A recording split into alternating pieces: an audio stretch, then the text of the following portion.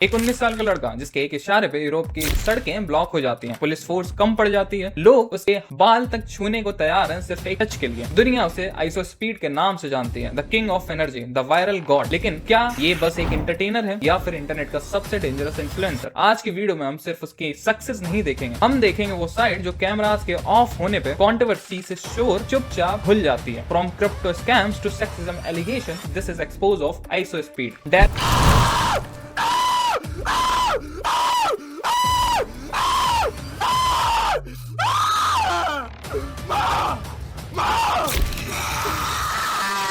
I'm playing, bro. I'm sorry. Slap my ass. No. What does that mean? बैटकिम्स junior AKA speed आज के time पे YouTube का सबसे बड़ा नाम। इंडोनेशिया में उसके 1 मिलियन लाइव व्यूअर्स हिट हुए।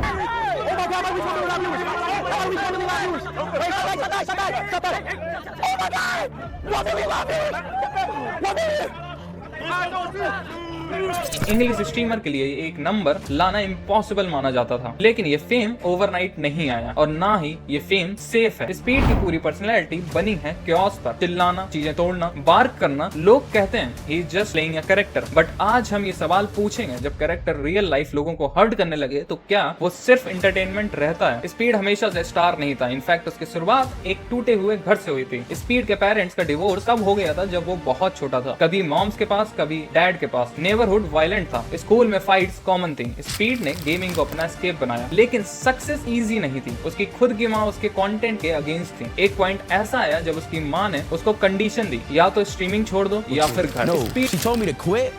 Or I'm leaving. Like, you know, or like you can't do this in my house. Speed ने घर छोड़ दिया। ये डेडिकेशन सुनने में इंस्पायरिंग लगती है, राइट? लेकिन यही जिद और एग्रेशन आगे चलकर उसका सबसे बड़ा वेपन बन गई। जब वो वापस अपनी माँ के घर आया तो ऑडियंस ने देखा वो अपनी मॉम्स पे चिल्ला रहा है, चीजें तोड़ रहा है। लोगों को ये फनी लगा और यहीं से स्पीड को समझ आ गया, the more crazy I act the more famous I get. अब आते हैं उस पार्ट पे जो डॉक्यूमेंट्री वीडियोस अक्सर इग्नोर कर देती हैं, द डार्क साइड। फेम के साथ स्पीड का ईगो और एग्रेशन भी बढ़ा, और इसका शिकार हुआ कौन? वुमेन। 2021 और 2022 में स्पीड को मल्टीपल बैन फेस करने पड़े। सबसे फेमस इंसिडेंट था वैलोरेंट गेम का। एक लाइव स्ट्रीम में स्पीड ने एक फीमेल प्लेयर को कहा, गो वॉश योर हस्बैंड डिशेस, जाओ अपने पति के बर्तन मांजो।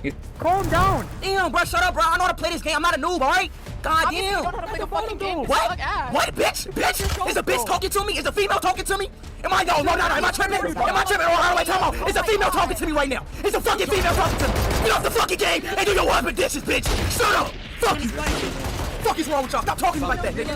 Fuck is wrong with y'all? सिर्फ एक मजाक नहीं था, ये पूरी मिसोजिनी थी। रिजल्ट, रियॉट गेम ने उसे परमानेंटली बैन कर दिया। सिर्फ यही नहीं, ट्विच जो स्ट्रीमिंग का सबसे बड़ा प्लेटफॉर्म है, वहां से भी स्पीड को बैन किया गया। रीजन सेक्सुअल कोहेरेंस और इंटिमिडेशन। एक रियलिटी शो के दौरान सोचिए, जिस क्रिएटर को मिलियंस ऑफ बच्चे फॉलो करते हैं, वो लाइव कैमरा पर वुमेन को थ्रेटन कर रहा था। क्या ये भी कैरेक्टर था? अगर बैड बिहेवियर को इग्नोर भी कर दें तो फाइनेंशियल फ्रॉड का क्या? Yes, the paradox crypto scandal. November 2022 में स्पीड ने एक पैराडॉक्स कॉइन प्रमोट किया। उसने अपनी यंग ऑडियंस को बोला, यही कॉइन फ्यूचर है, इसमें इन्वेस्ट करो। लेकिन इंटरनेट इन्वेस्टिगेटर्स ने पाया कि ये classic pump and dump scheme है। जैसे ही कॉइन की वैल्यू बढ़ी, क्रिएटर्स पैसा निकाल लेते हैं और फैंस का पैसा डूब जाता है।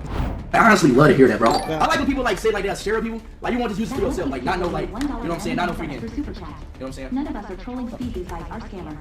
That's crazy, bro. Don't listen to that dumbass comment, bro. Seriously. Here. No, yeah, you didn't know. What the fuck, man? I like when people like say like that, share with people. Like you want to just use it for yourself, like not know like, you know what I'm saying, not no freaking. You know what I'm saying? None of us are trolling Speed. These guys are scammer. That's crazy, bro. जब backlash आया, speed ने माफी मांगी और बोला मुझे नहीं पता था। लेकिन सवाल ये है, जब आपके पास मिलियंस की ऑडियंस है तो क्या बिना रिसर्च किए प्रमोशन करना नेग्लिजेंस नहीं है? आपकी भी एक जिम्मेदारी एज अ क्रिएटर है कि आपकी ऑडियंस का कोई उल्लू ना बना सके। और बात सिर्फ पैसों की नहीं, जान की भी है। याद है वो पिकाचू फायरवर्क इंसिडेंट? Pikachu!